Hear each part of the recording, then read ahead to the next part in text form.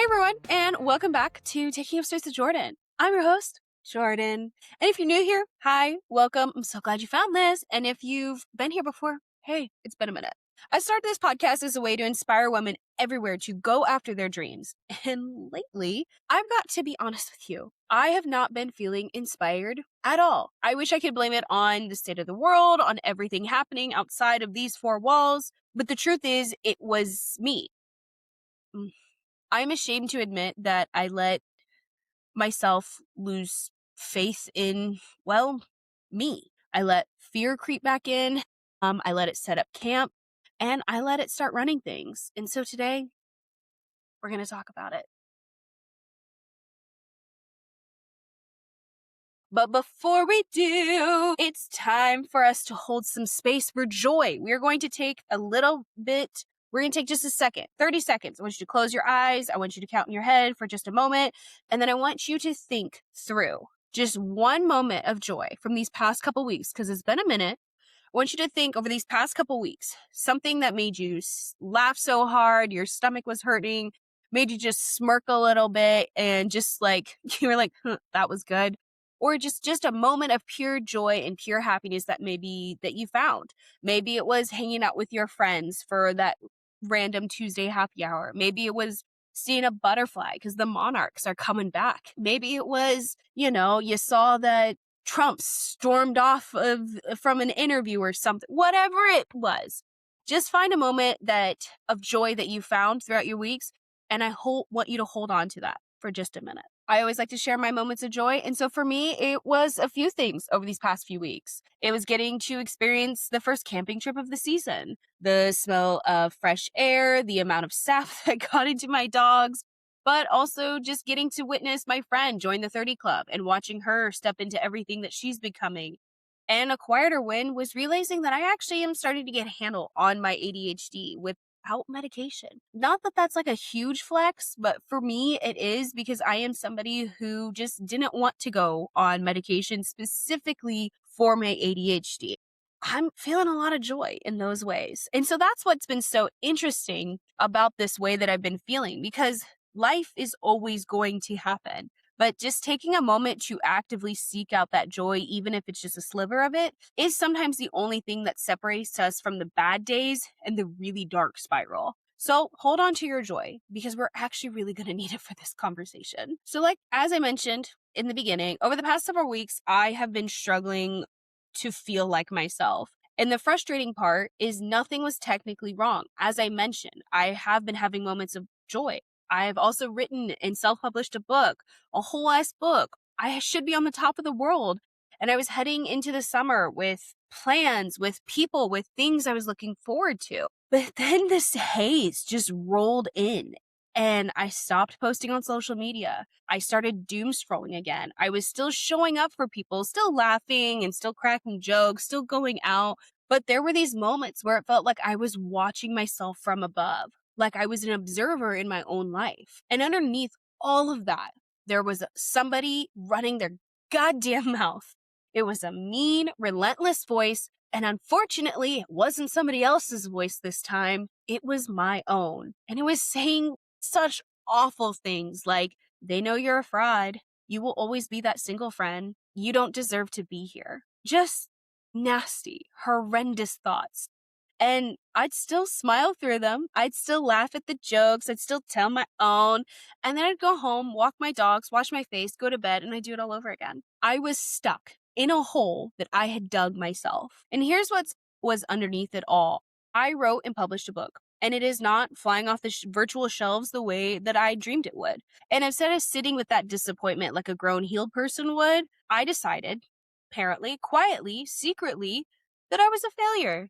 I started telling myself that no one wants to read the words that I've written, no one cares about the stories in my head, that I should just give it all up. And here's what makes me so angry with that. I thought that I'd healed this part of me, the part that thinks that if something isn't perfect, it's a failure. The all or nothing mentality I've carried most of my life. I've done the work. I've been in the rooms. I thought we were past this. But I think that's the part a lot of us don't talk about. Even when you've healed a wound, the scar is still there. And on random days, it's going to pull and tug and hurt. I've healed so much over the past few years. It's literally why I was finally able to pursue being an author at all. But healing doesn't mean the old version of you just evaporates or disappears. There are parts of you that haven't met the new you yet. And when those parts get scared, they reach for what's familiar. And for me, it's like slipping back into an old favorite hoodie. You know how you should get rid of it? You know, the one that you should like turn into a quilt or donate it or something, but it's still there in the back of the closet and it doesn't keep you warm anymore. It's also a little scratchy. It's not even who you are. It doesn't even fit correctly. And yet you still reach for it. That's what I was doing.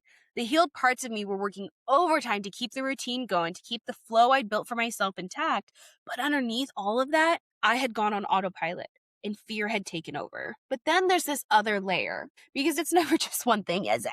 No, it's never. I am at a stage in my friendships where everyone around me is building these beautiful, magnificent lives. And I'm so excited to be a part of them and get to see how they turn out. And I'm also just so genuinely proud of the lives that my friends have built. But there is this quiet, irrational voice that keeps whispering that they will eventually outgrow me.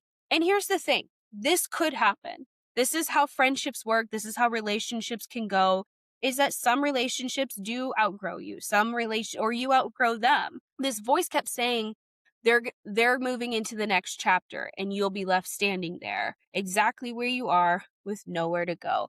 I'm telling you, the voice inside my head is a CUNT. Because here's the thing. I also know that even though this is technically, yes, a possibility, things have to end at some point in time. I do not believe that my friendships are going to end because of this. I know that's not true. But here's the thing about comparison, because that's what's happening here, is the little part of me, of my little brain that has decided that she needs to compare herself to the people outside of us. She's decided that she needs to do this. And she's not rational because I don't actually believe my friends have easier lives than me. And that's not what this is. What this comparison which is really saying is they figured something out that you haven't. They got some extra lesson, some secret roadmap that you somehow miss. And that's what stings. It's not even about their lives. It's about feeling like I'm behind on my own. We all build up these lives and these ideas of what our life is going to be. And I think sometimes when we do allow our fear to take over, when something that we've been working towards doesn't end up being this fantastical thing that we have wanted and dreamt of, when we realize how hard something is going to be, we can't help but compare our lives to other people's, especially if you're living, I don't want to say non-conventional because that's not entirely true, but I am not prioritizing I want a relationship, but I'm not prioritizing a relationship. I'm prioritizing my creative endeavors. And so that means that my life is 100% going to look different than my friends that are not pursuing their creative endeavors. But what ends up happening is that comparison is telling me that, well, yeah, you guys are on separate paths and that's great and everything, but they're moving ahead on their path and you are not moving ahead on your path and you are a failure. So like, how did I get here?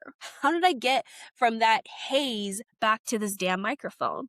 Honestly, I'll be honest, I finally decided to, lean on my community and say something to one of my friends, my bestie, in fact. And she reminded me that I am, in fact, that bitch. And so I got tired. I got tired of being on autopilot, tired of performing okayness while feeling stuck, tired of feeling like I was letting fear narrate my life when I'm supposed to be the one writing it. And then I also remember why I started this podcast. I started it because I believe women deserve to take up space loudly, messily, imperfectly.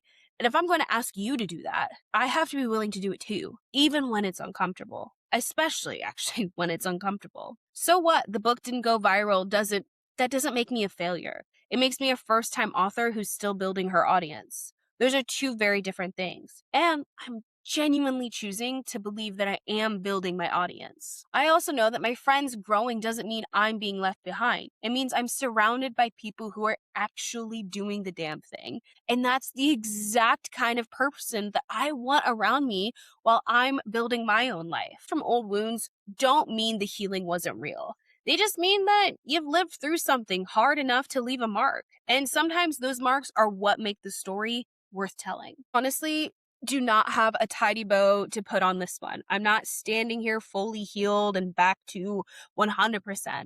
I'm standing here, well, actually, I'm sitting and choosing to show up anyway. And I think that counts. If you've been in your own haze lately, if you've been going through the motions, smiling through the noise, quietly calling yourself a failure for something that just hasn't happened yet, I want you to know that I see you.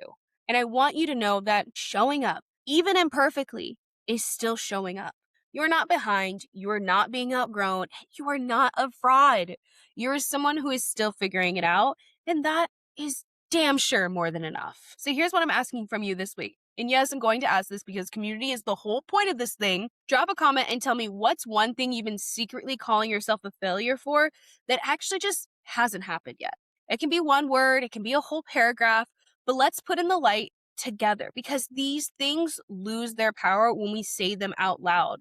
I felt so much better when I finally started talking to my friends in my community about what was going on with me mentally. And I was embarrassed to bring it up because I thought it would make me a bad friend if I said, hey, I realized that I've been comparing myself to you. Do you know what type of friend that actually was? It was an honest one.